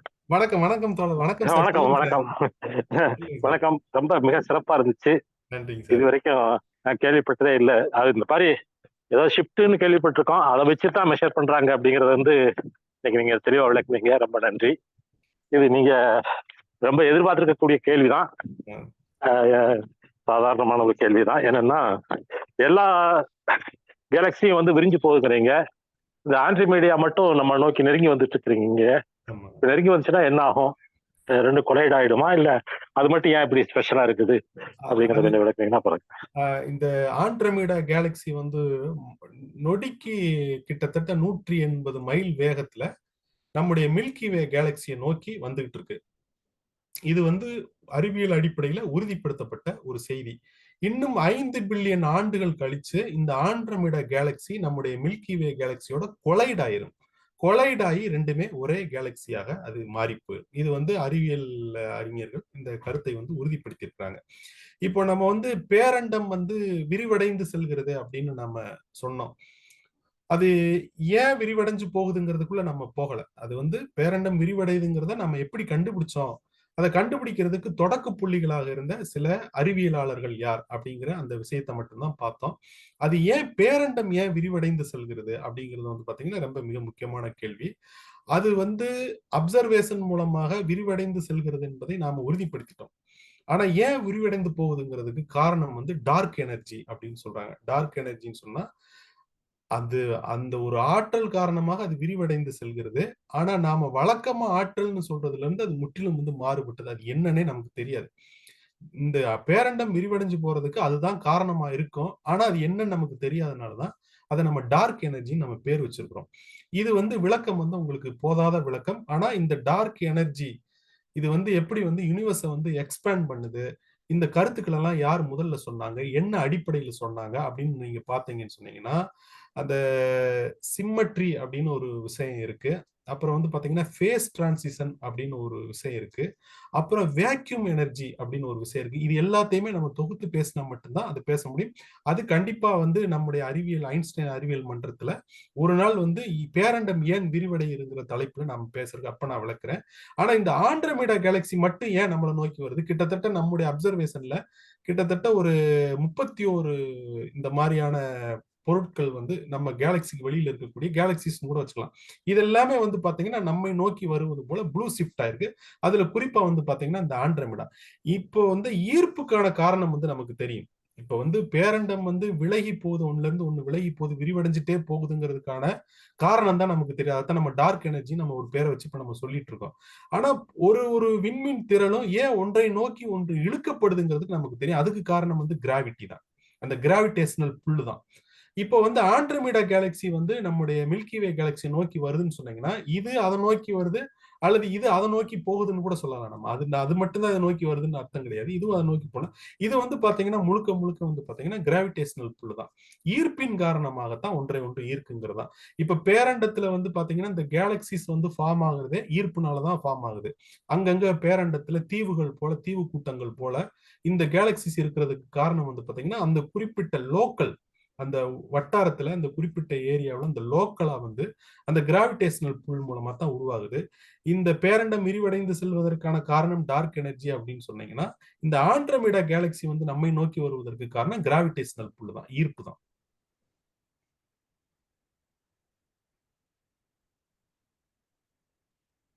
நன்றி தோழர் ரகுமான். நன்றி. ஐயா வணக்கம். ரொம்ப அருமை, ரொம்ப தெளிவு, நல்ல விளக்கம். நன்றி மேடம். நன்றி மேடம். தீபா மேடம் சொல்லுங்க. நிறைய பிசிக்ஸ் படிக்கிற ஸ்டூடெண்ட்ஸ் ரீச் பண்ணணும்னு நினைக்கிறேன் இந்த ப்ரோக்ராம். அதுக்கு என்ன பண்ணலாம் சொல்லுங்க. நான் என் ஸ்டூடெண்ட்ஸ்க்கு அனுப்புறேன். என்னால பர்சனலா கால் பண்ணி சொல்ல முடியல. சரிங்க மேடம், சரிங்க மேடம். பேருக்கு இவ்வளவு தெளிவான விளக்கம் ஸ்கூல்ல கிடைக்குமான்னு எனக்கு சந்தேகமா இருக்கு. ம். ரொம்ப அழகா சொல்றீங்க. அவங்கள நம்ம இது மட்டும் குரூப்லயே நம்ம சேர்த்து இன்னும் விடுங்க. முயற்சி பண்ணா நல்லா இருக்கும். சரிங்க மேடம், சரிங்க மேடம். நம்ம அத கொண்டு போய் ரீச் பண்றது கொண்டு முயற்சி பண்ணணும். நீங்க அவங்கள நம்ம குழுவுல இணைய சொல்லுங்க. அவங்களுக்கு அதான். தொலைபேசி எண் இருந்ததுன்னா குழுவுல இணைய சொல்லுங்க. அப்புறம் சரி. அவங்க வந்து நான் இல்லது எண் குடுத்தீங்கன்னா, நம்ம அவங்களுக்கு இது மாரி சொல்லிடலாம். இந்த மாரி கூட்டம் இருக்கு. நீங்க இணையுங்கன்னு கூட நம்ம அவங்களுக்கு தனிப்பட்ட முறையில சரி, சொல்லலாம். சரி. ஆனா இது பிரதானமா வந்து ஆ, ஸ்டூடண்ட்ஸ்க்கு போய் சேரும்போது தான் அது பயனுள்ளதா இருக்கு மேடம். நீங்க சொல்றது ஆமா, சரியான கருத்து. கட்டாயமா. இங்க இருக்கிற ஒவ்வொருத்தரும் நம்ம இது கொஞ்சம் முயற்சி எடுத்துக்கலாம்னு கேட்டுக்கிறேன். ஆளுக்கு ஒரு 5 பேராவது அடுத்த வாரத்துக்குள்ள சொல்லலாம். அதுக்கான முயற்சி எடுத்தோம்னா, இன்னும் நெறைய பேருக்கு சேரும் போய். ரொம்ப சந்தோஷம். மகிழ்ச்சி. ரொம்ப தெளிவான விளக்கம். நன்றி, மகிழ்ச்சி. நன்றி, நன்றி. அடுத்து வேற எதுவும் கேள்விகள் இருக்குங்களா? சார் பாலச்சந்திரன் பேசுறேன் சார். வணக்கம் சொல்லுங்க. சார் எப்படி இருக்கீங்க? நல்லா இருக்கு. நீங்க எப்படி இருக்கீங்க? நல்லா இருக்கிறேன் சார். ரொம்ப மகிழ்ச்சி சார். இந்த முறை தான் ஒரு வாய்ப்பு கிடைச்சது. ஒரு 2016க்கு அப்புறம் இயற்பியல் சார்ந்த நானும் இயற்பியல் துறை மாணவன் தான். ஆனா பிஎஸ்சி பிசிக்ஸ் பச்சையப்பாஸ் காலேஜில் தான் படித்தேன். சரி, சரி. சென்னை படித்தேன். நீங்க சொல்லக்கூடிய டாப்ளர் எஃபெக்ட், ஸ்பெக்ட்ரோகோபி, அப்புறம் வந்து என்ன சொல்றதுன்னா மற்ற அந்த டார்க் ஹோல், அப்புறம் எல்லாமே கொஞ்சம் ரெஃப்ரெஷிங்கான எங்கேயோ கேட்ட ஒரு ஞாபகம்ன்ற மாதிரி வருது. ஆனா உங்களுடைய விளக்கம் வந்து ரொம்ப அருமையா இருந்துச்சு சார். எளிமையா இருந்தது. அதாவது இப்போ புதுசா இருக்கிறவங்களுக்கு கூட ஒரு ஒரு ஆர்வத்தை ஏற்படுத்தக்கூடிய அளவுக்கு இருந்திருக்குது. நான் என்னுடைய ப்ரொஃபசர் வந்து இப்போ கந்தசாமி நாயுடு காலேஜில் பிசிக்ஸ் ஹெச்ஓடியா இருக்கிறாங்க. டாக்டர் ராம்குமார்னு இருக்காங்க. அவர்கிட்ட நான் அதை வந்து நான் எடுத்துட்டு போறேன். அதே மாதிரி இங்க இருக்கக்கூடிய வந்தவாசியில இருக்கக்கூடிய அரசு கலைக்கல்லூரியில கூட நான் யார் யாரு துறைத் தலைவர் இருக்காங்கன்னு சொல்லிட்டு நம்மளுடைய மன்றத்தை வந்து எடுத்துட்டு போறேன். அவங்கள சேர்த்து விடுங்க. நம்ம மன்றத்துல உறுப்பினர்களா சேர்த்து விடுங்க. அவங்க எண்களை வந்து இதுல இணைச்சிருங்க. அது செய்யுங்க. நினைக்கிறேன். நம்ம நிகழ்ச்சி தொடங்கி நான் ஜாயின் பண்ண பிறகு இதெல்லாம் நான் முன்கூட்டியே அதை நான் செய்ய தவறிட்டேனேன்னு சொல்லி இடையில வந்து நான் எல்லாருக்கும் நான் வாட்ஸ்அப்ல அனுப்பியிருந்தேன். அது எவ்வளவுக்கு அளவுக்கு ரீச் ஆயிருக்குன்றது குறைவா தான் இருக்கும். ஆனா அடுத்த முறை வந்து எல்லாரையும் வந்து புது உறுப்பினர்கள், இயற்பியலாளர்கள், அப்புறம் வந்து இந்த மாதிரி இயல்பை ஆக்கம் ஊடுகிறவங்களை வந்து மன்றத்துல வந்து இணைக்கிறதுக்கு என்னால முடிஞ்ச ஒரு வேலையை நான் வந்து கண்டிப்பா நான் செய்யறேன். அது என்னோட கடமையும் கூட. 2வது நான் எடுத்துக்கிட்டு கண்டிப்பா பண்றேன் சார். ரொம்ப ரொம்ப விஷயங்கள் சார். இது வந்து என்னன்னா எம்எஸ்சிக்கு மேல போற ஸ்டூடெண்ட், எம்எஸ்சி பிஹெச்டி போற ஸ்டூடெண்ட்டுக்கு தான் இவ்வளோ டெப்த்தா இந்த கான்செப்ட்ஸ் வந்து இருக்கும். ஏன்னா பிசிக்ஸ் படிக்கிற அளவுக்கு ஜஸ்ட் லேபோட முடிஞ்சிடும். லேப்ல போகும்போது உங்களுக்கு அந்த நீங்க அந்த சொல்ல மாதிரி இந்த ஸ்லைடை வச்சு ஸ்ப்ளிட் பண்ணதெல்லாம் வந்து ரொம்ப, அதாவது என்னன்னா ஒரு 3 வருஷ கோர்ஸை வந்து சிம்பிளா வந்து ஒரு ½ அன் ஹவர்ல சுருக்கி எளிமையான ஒரு பேசிக் ஃபண்டமெண்டல். ஏன்னா பிசிக்ஸை பொறுத்த வரைக்கும் ஃபண்டமெண்டல்ஸ் வந்து எளிமையா விளக்கிட்டா போதும். அதுதான் கான்செப்ட். அதை வச்சுதான் அடுத்தடுத்து எல்லாமே வந்து ஆகுதுன்றது ரொம்ப அருமையா இருந்தது சார். ரொம்ப மகிழ்ச்சி. இவ்வளவு நாளா இந்த உங்களுடைய மன்றத்தை நான் மிஸ் பண்ணதுக்கு நான் முதல்ல என்னோட வருத்தத்தை தெரிவிச்சுக்கிறேன். மிக்க மகிழ்ச்சி சார். ரொம்ப சந்தோஷம் சார். Thank you sir. அப்புறம் ஒண்ணு சார், நான் நீங்க இந்த டாப்ளர் எஃபெக்ட் காட்டும்போது என்னதுன்னா எல்லாருக்கும் இப்போ தெரியக்கூடியது என்னன்னு கேட்டீங்கன்னா, இந்த சந்திராயன் போகும்போது இந்த எஃபெக்ட் தான் அந்த இதுதான் காட்டுவாங்க. இந்த சந்திராயன்ல வந்து நிலவையில இருந்து வட்டப்பாதையில சுத்திட்டு வரும்பொழுது அது கொஞ்சம் கொஞ்சம் விலகி விலகி அதோட அந்த லூப்ஸை வந்து இன்க்ரீஸ் பண்ணி போக போக போக போயிட்டு தான் அதுக்கப்புறம் அடுத்த ஜேர்னி போனது. அந்த டாப்ளர் எஃபெக்ட் இங்க படம் காட்டும் பொழுது அந்த கான்செப்டை வந்து நான் கோரிலேட் பண்ண முடிஞ்சுது. ஏன்னு கேட்டீங்கன்னா இதுதான் அப்ப நீங்க சொல்லும்போது என்ன ஆகும்னா சிக்னல் அப்போ பூமி நெருங்கி வரும்போது நல்ல சிக்னல், நல்ல வேவ்ஸ் நல்லா ஸ்ட்ராங்கா இருந்திருக்கும். லூப்ஸ் நல்லா விலகி போகும்போது நல்லா வீக்கா இருந்திருக்கும். இதே கான்செப்ட் தான் பண்ணுவாங்க. எனக்கு என்னன்னா சார், இந்த கேலக்சிஸோடைய அந்த வேவ்ஸை வந்து எடுக்கும் பொழுது எல்லாமே வந்து விண்வெளியில இருந்து எடுத்தாங்களா இல்ல நம்ம பூமியில இருந்து எடுத்தாங்களா சார்? இந்த ஸ்பெக்ட்ரம் எடுத்தது கேக்குறீங்களா? ஸ்பெக்ட்ரம் எடுத்தது சார். ஸ்பெக்ட்ரம் வந்து பாத்தீங்கன்னா தொடக்கத்துல வந்து பூமியில இருக்கக்கூடிய இந்த விண்வெளி ஆய்வு நிலையங்கள் அப்சர்வேட்டரிஸ்ன்னு சொல்றாங்க. இப்ப கொடைக்கானல் போனீங்கன்னா அங்க ஒரு அப்சர்வேட்டரி இருக்கு. நீங்க கொடைக்கானல் போனீங்கன்னா அவசியம் எல்லாரும் போக வேண்டிய இடம். எங்கெங்கேயோ சுற்றி பார்ப்போம். ஆனா அந்த அப்சர்வேட்டரிக்கு நீங்க போகணும். அங்க போனீங்கன்னா உங்களுக்கு சன்னோட ஒயிட் லைட் இமேஜை காட்டுவாங்க. நீங்க சூரியனை பார்த்திருப்பீங்க, பிரகாசமா இருக்கு. அது நம்ம வெற்று கண்களால பார்க்க முடியாத ஒரு ஆபத்து. அது மட்ட மதியானத்துல எல்லாம் பார்க்க கூடாது. ஆனா நீங்க அங்க போனீங்கன்னா சன்னோட ஒயிட் லைட் இமேஜ் உங்களுக்கு காட்டுவாங்க. சன்னோட மூவ்மெண்ட்ஸை காட்டுவாங்க. சூரியன் வந்து அங்கேயே நிலையா இருக்கிறது இல்லைல்ல, அதுவும் நகர்ந்துட்டே தானே இருக்கு. அதனுடைய இயக்கத்தை இந்த மாதிரி எர்த்ல வந்து எர்த் பவுண்ட் அப்சர்வேட்டரிஸ் நிறைய இருக்கு. அப்படித்தான் முதல்ல தொடங்குனது.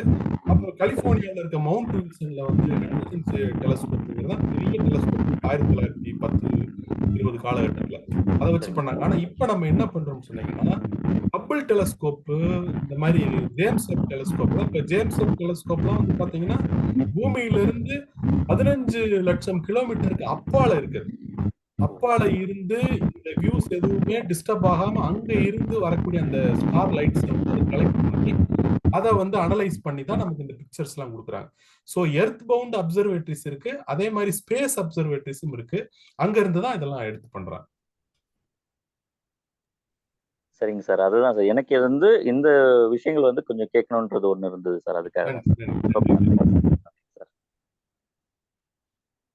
ரஹ்மான் குமரன் பேசுங்க again. சொல்லுங்க சார். நீங்க வந்து கொடைக்கானலை பத்தி சொன்னதுனால நான் சொல்றேங்க. கண்டிப்பா இதை வந்து நம்ம டூர் போகும்போது எஸ்பெஷலி குழந்தைகளை கூட்டிட்டு போகும்போது கண்டிப்பா போய் பார்க்க வேண்டியிருக்கேன்.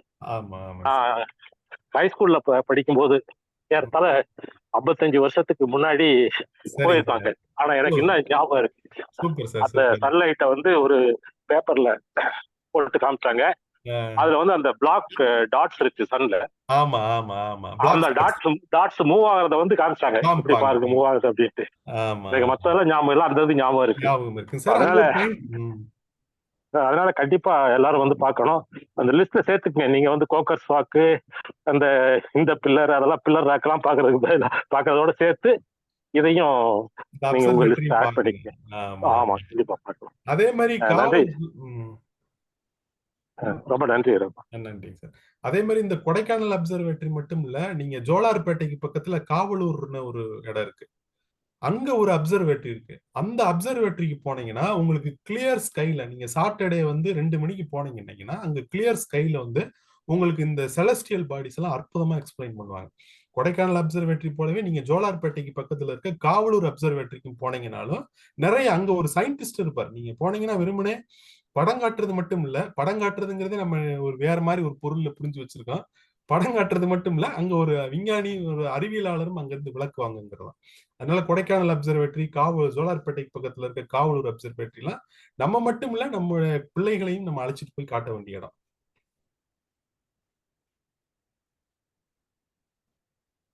நன்றி. வேற எதுவும் கேள்விகள் இருக்கா? இல்லைன்னா கூட்டத்தை முடிச்சுக்கலாம்.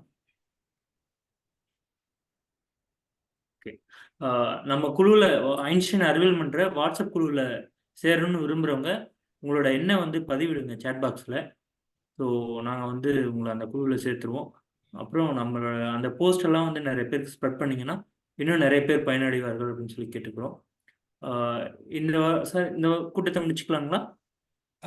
கடைசியா ஒரு முறை கேட்டுங்க. வேற யாருக்கு ஏதாவது கேள்வி, வேற யாரும் ஏதாவது கேள்விகள் இருந்தால் கேட்கலாம். ஓகே, யாருக்கும் கேள்விகள் இல்லைன்னு நினைக்கிறேன். பங்கேற்ற அனைவருக்கும் நன்றி. சிறப்புரையாற்றிய ஐன்ஸ்டைன் அறிவியல் மன்றத்தின் நிறுவனர் திரு ரகுமான் சார் அவங்களுக்கும் நன்றி தெரிவிச்சுக்கிறோம். நன்றி, வணக்கம். நன்றி.